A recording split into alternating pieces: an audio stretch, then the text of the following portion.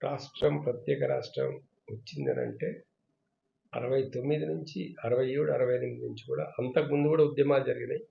69లో విస్తృతమైనటువంటి పెద్ద ఎత్తున విద్యార్థులు ప్రజలందరూ కూడా పోరాటం చేశారు.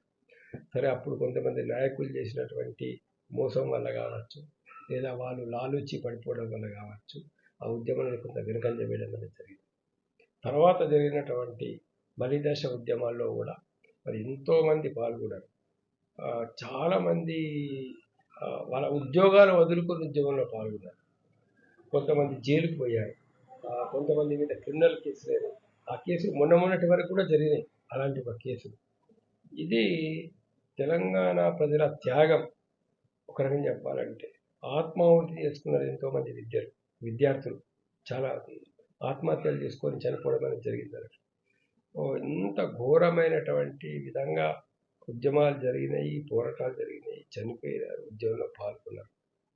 మరి అనేక రాష్ట్రాల్లో ప్రత్యేక రాష్ట్రాల కోసం ప్రజల కోసం పోరాడినటువంటి వాళ్లకు అక్కడ వెంటనే ఆ ఉద్యమంలో పాల్గొన్నటువంటి వాళ్ళందరూ కూడా ఉద్యమకారులుగా గుర్తించి వాళ్ళకు పెన్షన్లు ఇవ్వడము, అయితే వాళ్ళకు తగినటువంటి ప్రభుత్వ ఉద్యోగాలు కల్పించడము, స్కీమ్స్ చేశారు. ఇది మన దురదృష్టం అనుకోవాలో మరి ఏమనుకోవాలో.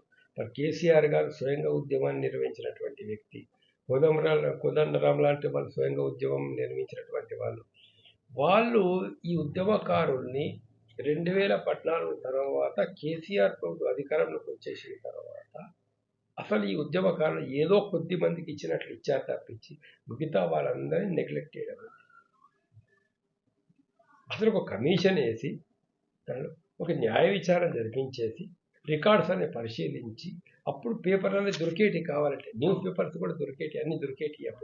అప్పుడు కనుక చూడండి, ఒక 3,000 మంది, 4,000 మంది, 5,000 మంది ఉద్యోగంలో పాల్గొన్నారు. వీళ్ళ మీ కేసులు అయినాయి, వీళ్ళని మేము ఉద్యమకారులకు గుర్తిస్తున్నాం.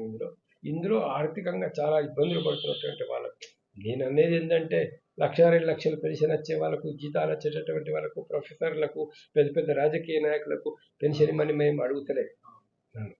ఇప్పుడు వాళ్ళకి 100 ఎకరాలు ఉండి ఉండొచ్చు, ఇప్పుడు కేసీఆర్ కుటుంబం పాల్గొని ఉండొచ్చు, కానీ వాళ్ళకేం పెన్షన్ ఇవ్వాల్సినటువంటి అవసరం లేదు. లేకపోతే కోదండరాముడు ఆయనకు భూములు ఉన్నాయి, దాని తర్వాత ఒక అసిస్టెంట్ ప్రొఫెసర్గా చేసినాడు ఆయనకు పెన్షన్ కూడా వస్తుంది. ఉద్యమం టైంలో కూడా జీతాలు వచ్చినాయి ఆయనకు. సో అలాంటి వాళ్ళు కాకుండా ఎవరైతే ఉద్యోగాలు కోల్పోయినారో, ఆస్తులు కోల్పోయినారో, ఎవరైతే అనేక రకాల ఇబ్బందులకు గురైనారో, ఈ ఉద్యమంలో పాల్గొనడం వల్ల ఏజ్ బారైపోయి జాబ్ దొరకనటువంటి వాళ్ళు కూడా చాలా మంది ఉండేటచ్చు. సో అలాంటి వాళ్ళని దృష్టిలో పెట్టుకుని వాళ్ళందరికీ కూడా ఇవాళ చేయాల్సినటువంటి అవసరం ఉంది, చేయలేదు. మరి ఇప్పుడు రేవంత్ రెడ్డి గవర్నమెంట్ వచ్చింది, కాంగ్రెస్ గవర్నమెంట్ వచ్చింది, 2 సంవత్సరాలు దాటిపోయినాయి. వచ్చి మీరు ఎలక్షన్ మేనిఫెస్టోలు పెట్టుకున్నారు, ఉద్యమకారులకు మేము గుర్తిస్తాము, ఇళ్ల స్థలాలు ఇస్తాం, మేము వాళ్ళకి పెన్షన్ ఇస్తాము అని చెప్పి మరి మాట్లాడినప్పుడు ఈ 2 సంవత్సరాల నుంచి ఎందుకని మీరు వెరిఫై చేయలేదు? ఇప్పుడు వేశారు, కేశవరావు కమిటీ ఒకటి వేశారు. సరే, అందులో ఉన్నారు కోదండరాం, మిగతా వాళ్ళు కూడా ఉన్నారు. మేము వాళ్ళందరితో కూడా ఒక విజ్ఞప్తి చేస్తున్నాం.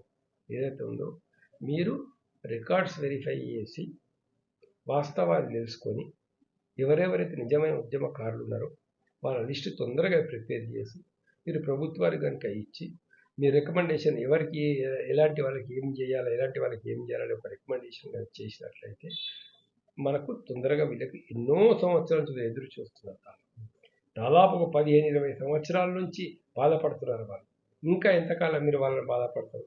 కాబట్టి కొత్త కమిటీ, కేశవరావు వాళ్ళ కమిటీతో మేము విజ్ఞప్తి చేస్తున్నాం అందరితోటి, మీరు ఒక నెల రోజులు దీని గురించి పూర్తిగా పరిశోధన చేసి, ఏముందండి పోలీస్ రికార్డ్స్ వెరిఫై చేయడం, ఎట్లా అధికారం నీ చేతిలో ఉంది, వాళ్ళ గవర్నమెంట్ ఆఫీసర్ కూడా అందులో కమిటీలో ఉన్నాడు, ఎఫ్ఐఆర్లు ఏమున్నాయి, రిమాండ్ రిపోర్ట్లు ఏమున్నాయి, ఎంతమంది జైలుకు పోయినారు, ఇంతమంది ఉద్యమంలో పాల్గొన్నారు, అందులో లేక ఈ పోలీస్ కేసు కాకుండా కూడా మిగతా రకంగా ఎవరెవరు ఉద్యమంలో కూడా పాల్గొన్నారు, దానికి సాక్ష్యాలు ఏమున్నాయి చూసి మీరు తొందరగా లిస్ట్ తయారు చేసి, ఇంతమంది ఉన్నారు, 5,000 మంది, 6,000 మంది, 10,000 మంది, ఇంతమంది ఉన్నారని చెప్పేసి ఒక లెక్క మీరు ప్రభుత్వానికి ఇచ్చినట్లయితే బాధ్యత వాళ్ళ మీదకి వచ్చేస్తుంది.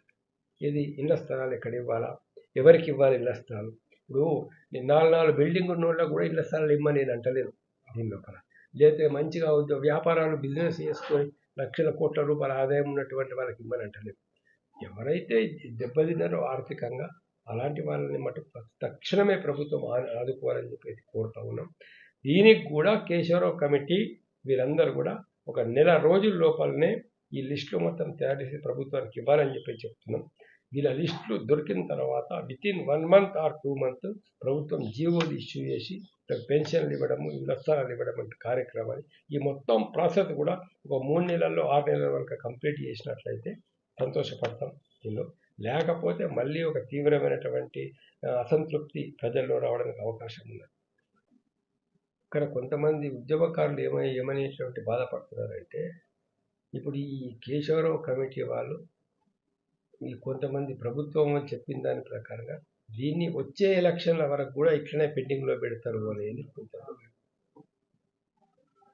అలా అయితే ఇప్పుడు ఈ కమిటీ ప్రభుత్వంతో కొల్లివిడైనట్లు ఉంటుంది. అలా కాకూడదని మేము కోరుకుంటున్నాం. ఇంత సీనియర్ నాయకులు ఉన్నారు ఇక్కడ. మీరు ప్రభుత్వం నుంచి ఏదో ఎక్స్పెక్టేషన్ చేసి ప్రభుత్వం కూడా అట్లా చెప్తుందని నేను అనుకోవడం లేదు.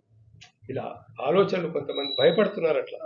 ఏది వీళ్ళు ఇప్పటికే 2 సంవత్సరాలు దాటిచ్చారు, ఈ కమిటీ పేరు మీద రకరకాల మేము ఎంక్వైరీ చేస్తున్నాం అనేటువంటి పేరు మీద ఇది ఇంకో 2 సంవత్సరాలు పెట్టి అప్పుడు మళ్ళీ ఎలక్షన్ మేనిఫెస్టోలో మేము ఇస్తామని చెప్పి మా ఉద్యమకారులు మోసం చేయాలని ఒక కుట్ర జరుగుతుందని చెప్పేసి చాలామంది భావిస్తున్నారు.